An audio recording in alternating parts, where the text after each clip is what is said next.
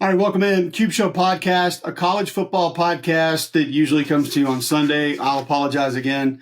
It's the middle of the week, and as I've stated before, UFL, kids baseball, it's just catching up to me. I'm worn down.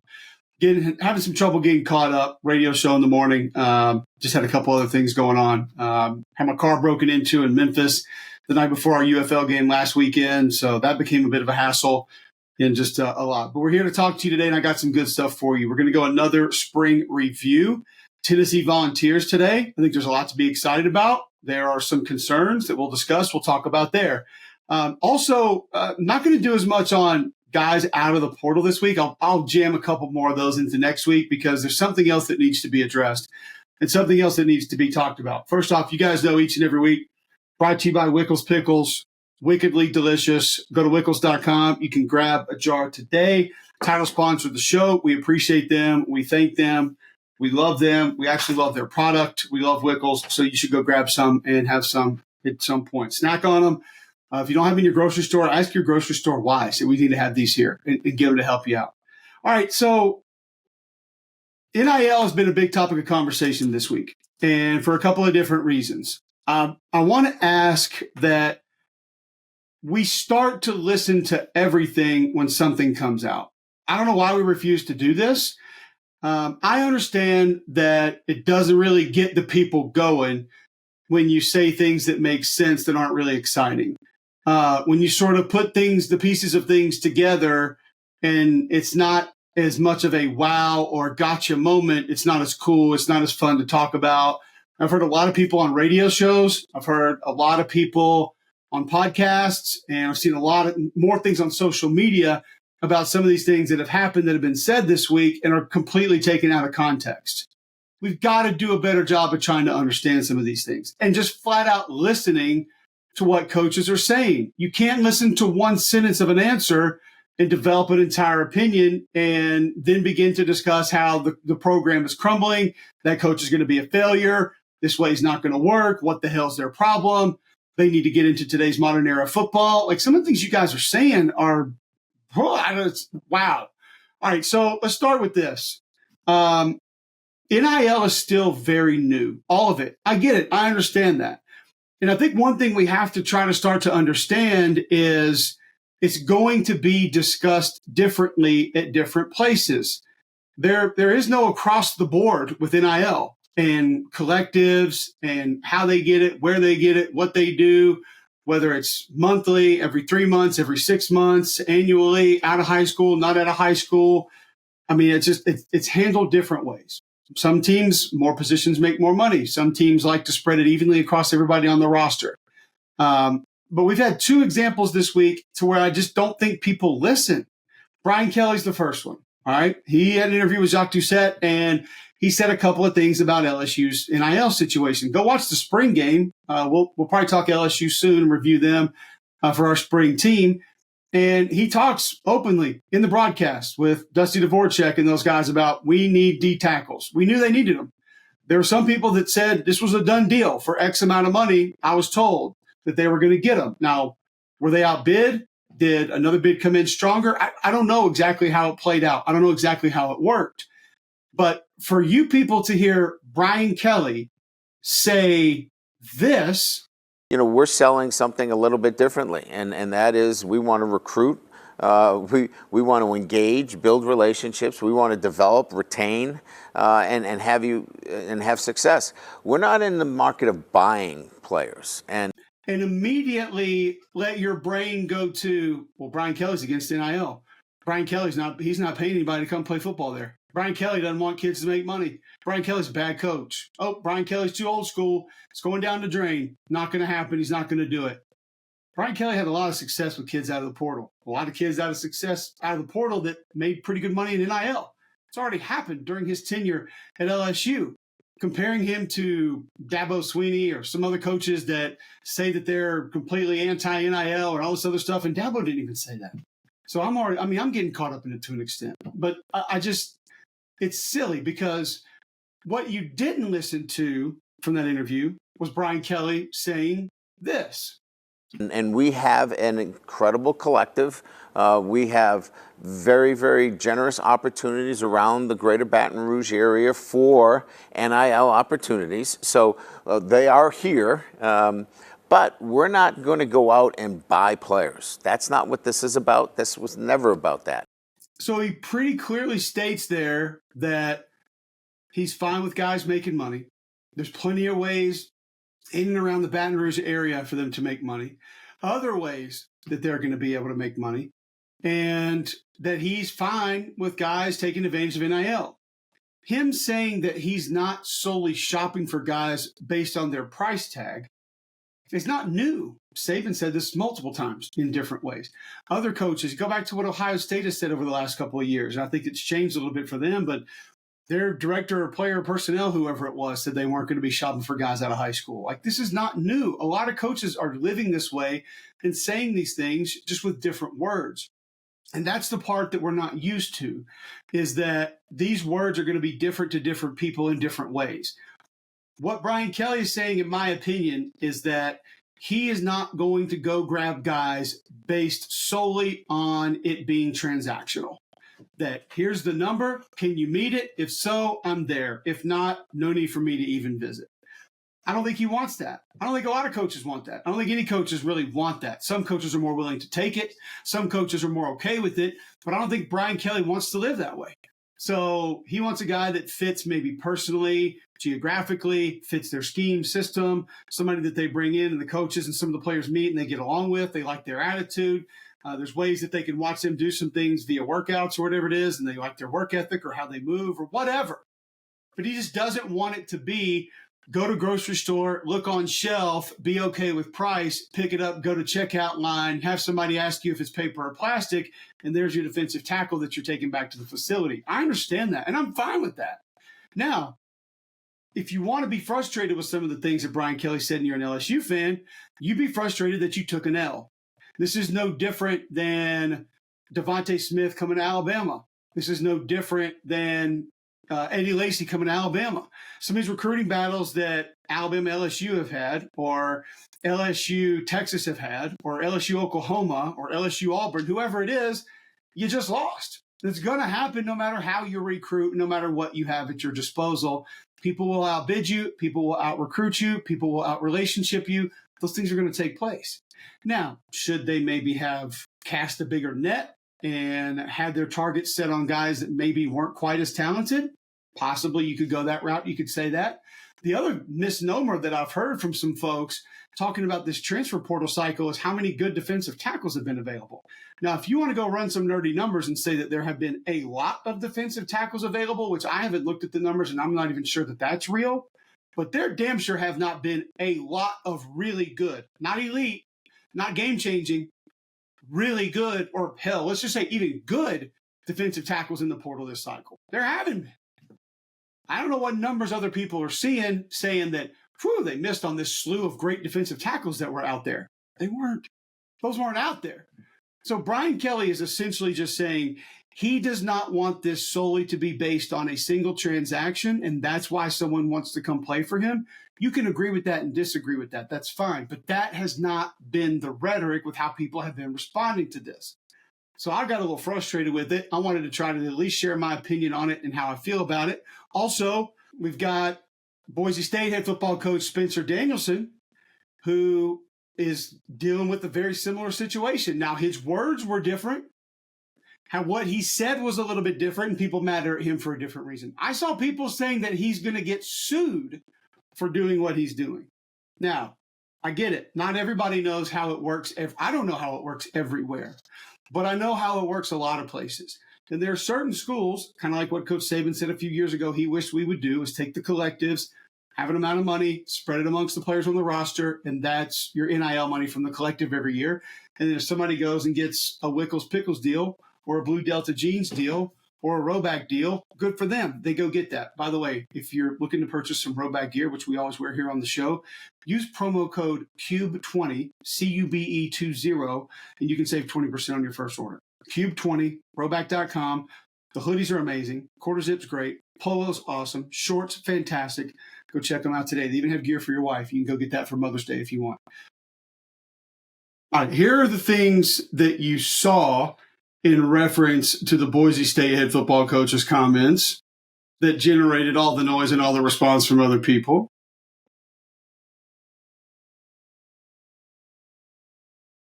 And on top of that, Ron's tweet about this actually taking place was eventually deleted. You go listen to this 20-minute press conference of where this quote came from, there's literally nothing close to it.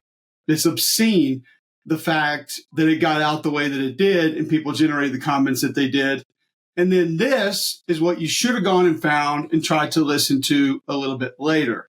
When we recruit freshmen, we don't talk about NIL, and no NIL or collective and that stuff is promised to anybody. Now, any athlete can go out and get NIL opportunities in the community where they're from here at Boise State. That is up to them. That's between them and what they want to do.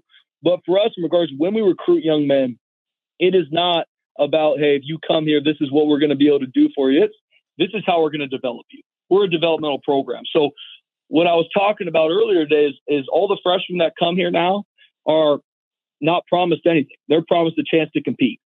And what happens when they get here and how they earn it, then absolutely things come from that. But there's no banning of things and you can't do this. It's just, hey, you want to come to Boise State, you're a guy that wants to earn everything. So you hear him clearly right there say, I'm for NIL. I'm for guys getting deal. If Idaho Potato Company wants to give, Joe Capoto $200,000 to be in their commercial, have at it. But basically what he's telling you is they have money set aside for every player on the roster, and that's not going to go to true freshmen. If that keeps a kid from going there, then so be it. That's fine. But there is no legal intrusion of how Spencer's trying to step in and prevent guys from having any extra money coming in via NIL, which was the majority of the response that I saw on social media.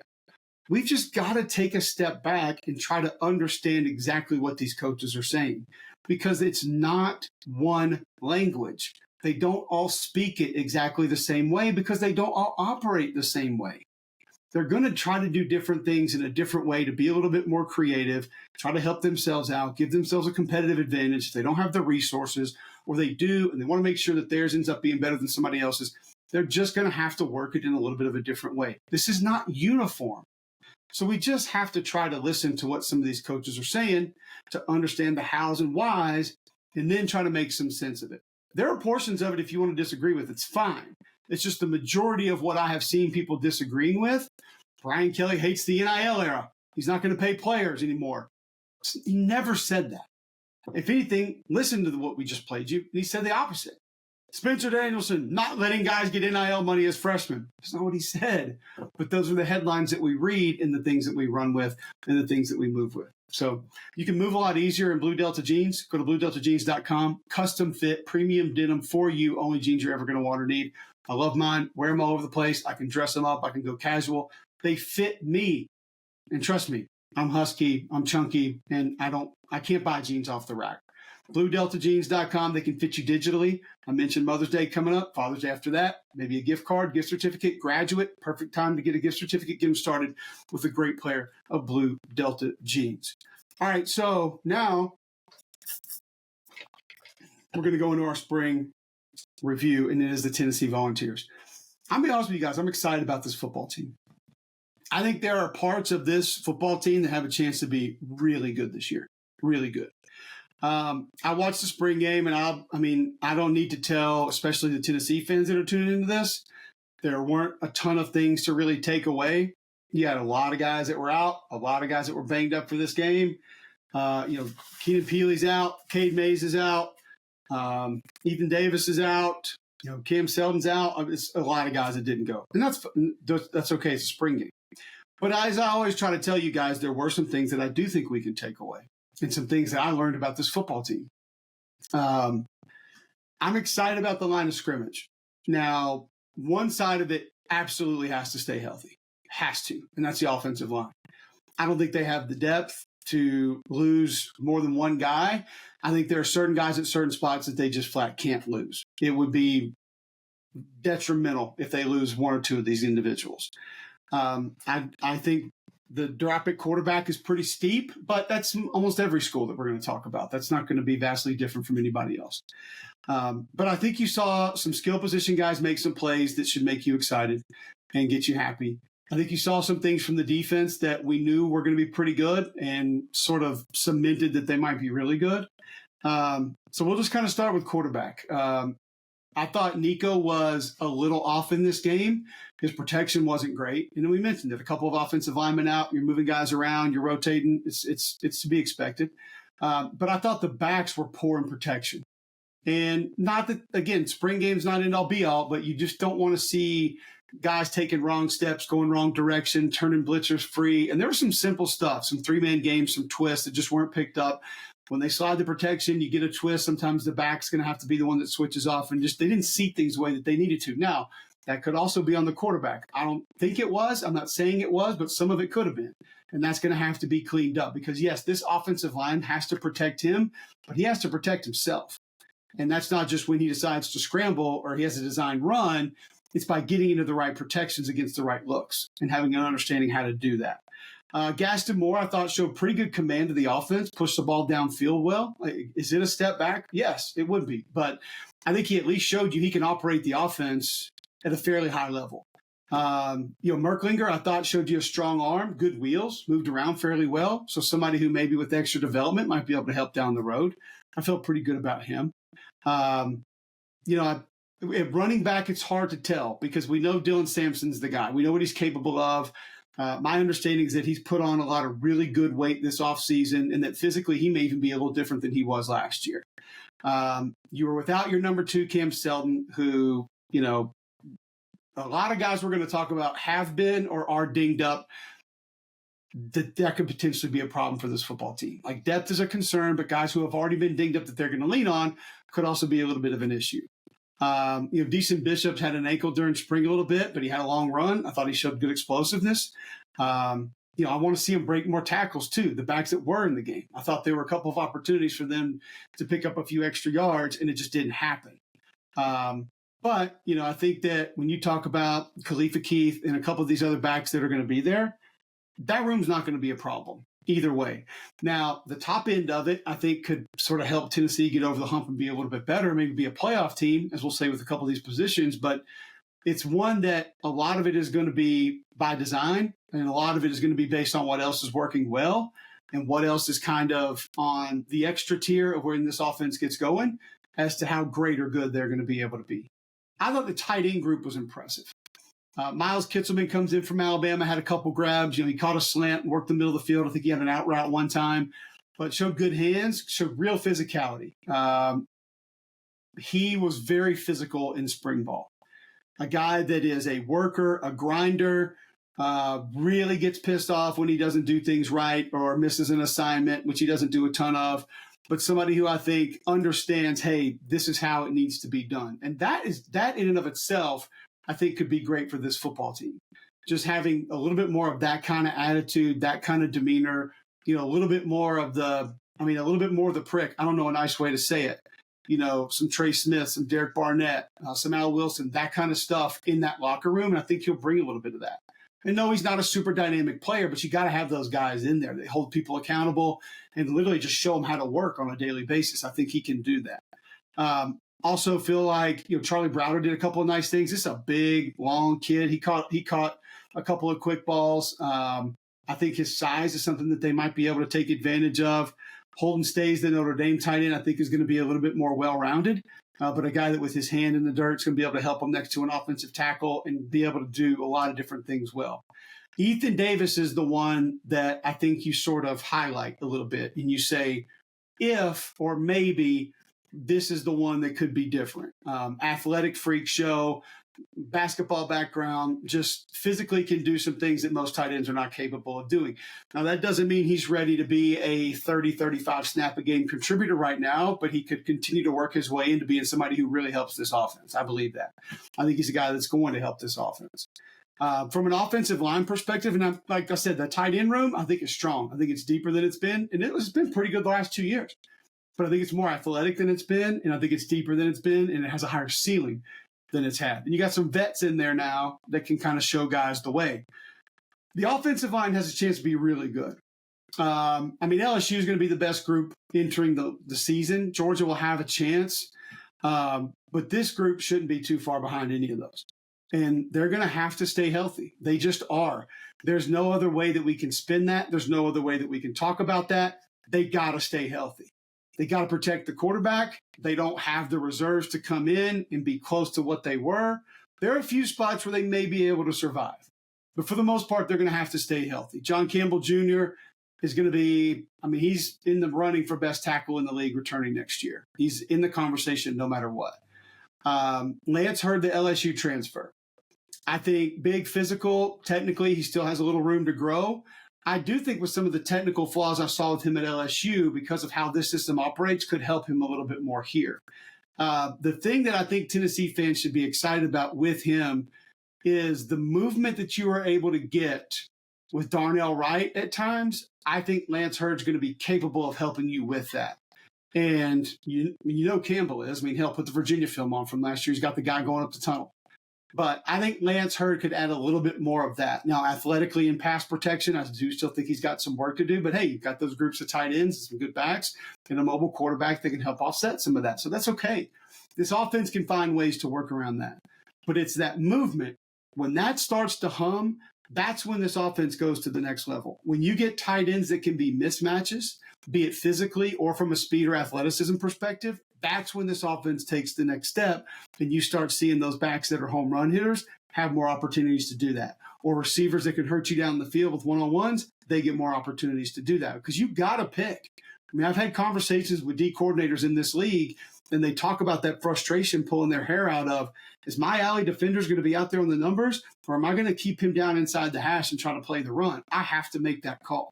And then if he's down inside playing the run, it's not just the quick out or some sort of screen out here. There are a lot of different route combinations that can hurt you before he gets to that safety. They're going to be a problem. Or down the field on the outside, they're going to be an issue. And if you're working that safety this way, we're probably going up that way. It becomes a massive headache. Put the tempo on top of that, also going to be a problem. And a lot of these guys have played in this scheme, in this system, which that's one of the hardest parts to learn, is how to operate the tempo. And it's not the conditioning or running up to the football. It's the understanding of where to go, how to get there, and what to do when you get there, and actually some things not to do. But you have a lot of experience in it now, so that should not be problematic. Spraggins been around forever. You guys know one of my favorite players in this league. He's got to cut down on the penalties. That would be my main thing with him. He's a fun player to watch. He's a guy that has absolutely exceeded his athletic ability, which I think is great. Anybody who makes more of what they got, I'm a fan. I love it. Spraggins has done that. Cooper Mays will be at center. Missed most of spring. Doesn't really need the work. You want him to get the work, but he'll be one of the better centers returning in the SEC. He's battle tested. He's game ready. He knows it. And there is a massive mental drop-off wherever they go next. There just is. This kid can direct traffic. He can get people in the right places. He can call them out. Not only ID the mic, he can ID other things. They need him. They have to have him. If this is a 10 or more win team, if this is a playoff team, Cooper Mays is healthy most of this year. He just is. That's one that can't go. The other guard spot I think is going to be interesting to watch. Andre Carrick, I think, will have a shot. I think Dane Davis will have a shot. I think Jackson Lampley will have a shot. I think if you're just picking personality, it's probably Dane Davis. And I think he worked at guard. Actually, I know he worked at guard a little bit more during the spring to potentially prepare him to be that guy. So I think that one spot's a little uncertain. They'll battle it out through fall, use summer. But the good news is you do have a couple of numbers there that could help. So that's not going to be as big of an issue. The one that I noticed in the spring game was Big 77, Larry Johnson, the third. I don't know if he's akin to Grandmama, but I thought he did some really nice things in the spring game. And my understanding is that he took the biggest step in the spring of all the offensive linemen, one of the biggest steps of any player on this team. He got a ton of reps. So even when you're rotating and moving guys around, if you're a one and there's not a lot of guys behind you at the second right tackle, or there's not a second left tackle, you're getting all those reps. So he got a lot of reps with the ones and the twos. He grew a lot. They need him as a backup this year. Maybe he's the swing tackle. I don't know exactly how it could play out, but I think you'll need him to at least back up one spot. That's where he would be super valuable, and you want him to be ready for that. You want him to be able to handle that. So the offensive line has a chance to be really good, has a chance to be a strength of the football team. It's just got to stay healthy. It has to. One other kid that I thought did some good things, Gage Ginther, 78. I liked him in the spring game. He just showed a lot of fight, showed some grit. Looked like he was getting after it. Young pup, but I like seeing the young kids get out there and just letting it rip. Even if you're busting an assignment or if somebody gets the better of you with their hands, like you're just finishing it and you're fighting your rear end off trying to make things happen. So props to him for being out there and being able to get some things going. Wide receiver position we know is usually going to be a strength. Brew McCoy will be back. We know what he's all about. Was having a hell of a year before the injury and should be back close to being what he was a year ago. Chaz Nimron got a touchdown catch in the game. I think he's had more reps to be able to develop. I think he will really help this football team. That doesn't mean he's dynamic or 80 catch guy, but I just think because of the movement in some other places, he'll be able to help this football team out. Dante Thornton, saw him in the game a little bit. We've all heard the stories, like we've heard the folk tales, but we need to see it consistently. He was banged up last year. Wasn't healthy a whole lot, but he can be big time. I think he'll play outside a little bit more and probably have a few more opportunities. There's a guy on this team, though, that we've told you about because we watched the film, and when he transferred in, we tried to explain to people that Chris Brazell is going to be the real deal. And, I mean, my understanding is the way that he finds space is uncanny. Maybe doesn't even know he's doing it sometimes. 50-50 balls, athleticism, he's real deal. He's going to be big time. And you saw some of him in the spring game do some of those things. I think he's going to have a hell of a year. Also, Malik Matthews, who I'm also told is like physically just kind of a freak show kid. He's out there throwing blocks on screens. He catches a touchdown pass, or Mike Matthews. Maybe he helps out a little bit. And a guy that in this system, in this scheme, multiple receivers are going to get a chance. He could be another one. Squirrel White, exciting slot player, going to be back. He does different things with the quick game. So receivers should be deeper than it's been. You have different body types. You have different skill sets. Just super valuable for Nico to be able to have this group to throw to. And if the offensive line stays healthy and quarterback continues to grow and plays within the scheme and the system, this group's got a chance to be really good. I personally think, just because I don't know enough about the next guys, I think they need Dylan Sampson to be able to go for most of the year and probably go a lot, just because I think he's a little bit different. And somebody else could emerge, possibly. We'll see. But some have already been dinged up, so it's hard to just bank on that and rely on that. All right, defensively, I think the strength of the football team is going to be this defensive line. We've seen so many of these guys play so much football and get better and play at a high level. And there's just not a lot of Rodney Gardner coached defensive linemen that are turds or don't play hard. Like they're not. Amari Thomas was that at one point in his career. He's not anymore. I mean, hell, you saw 21 down, 15 yards downfield making a play. He's going to be big time. Byron Easton's played a lot of football. Omar Norman Lott apparently had a really nice spring, a guy that made some strides, did some good things. And Elijah Simmons, this could potentially be a breakout year for him. I mean, he's a dude that's like 6'2", almost 6'3", but he looks like one of those short, squatty D tackles because he's just so freaking wide. I mean, he's just built like a brick house and gives you a different body type, a different physical type specimen inside that you can rotate in and out. That's tough inside, man. Like that's better numbers, better players than a lot of other teams have. And if you're able to get that kind of rotation and have those kind of guys be able to help you on a regular basis, you're going to be able to cause some problems. Tyree West, Dominic Bailey at end, I think should be fine. I liked a little bit of what Jason Jenkins did in the spring game. I know it was probably against freshmen and 2s and 3s, but he was active. So could he be a late rotational guy that maybe grabs a couple snaps and helps? Possibly. I'm not saying he's going to be a game changer. And then you got James Pierce over off the edge, who what I'm told is the power inside of his game is much better and far past what anybody really believes or thinks. That he can get that speed to power going and be a real problem. We've seen the speed, the bend, the flexibility, the athleticism. He is that guy off the edge, big time. And you've seen the draft projections, top 5, top 10 pick. He's got it in him. And it's just consistency now. And it's that defense being able to have him in positions on a regular basis to be able to attack the quarterback. Some of that has to do with the score of the game, what the offense is doing. I mean, all that plays into that. Obviously, Joshua Josephs off the edge has played a lot. I mean, he's a guy that's helped him. He's a guy that has gotten significant snaps. So I think he's somebody that helps you there as well. But, I mean, Pierce is the one that's going to get the attention. So Who else does that free up and get more opportunities? We'll see. And Tim Smith likes to go with jet packages, so you'll have some lighter looks where different guys will be lined up in different places. He's going to bring pressure, which is why I think that Keenan Peely is one of those players that can't get dinged up. He just can't. He can't be a guy that misses that much of the season again. And he's too valuable from a leadership perspective, active. I know that this staff wants to get better east-west at the linebacker position. And you bring in linebacker coach from Washington, who I've had a chance to be around. I have great admiration for, great dude. Players love playing for him. But the downhill thumper days, I think, are, for most of football, is really gone. But specifically, this group wanted to be able to cover more east and west. Peely obviously gives you that. Aaron Carter gives you that. He's got experience. He'll be there off the ball. Jeremiah Talander is somebody who played a lot last year. I think you could be looking at him as having a fairly significant role. You saw him flying downhill in the spring game a little bit, making some plays. Carter was out during most of spring, so you didn't get to see a lot of him, but we know what he can do. He's played.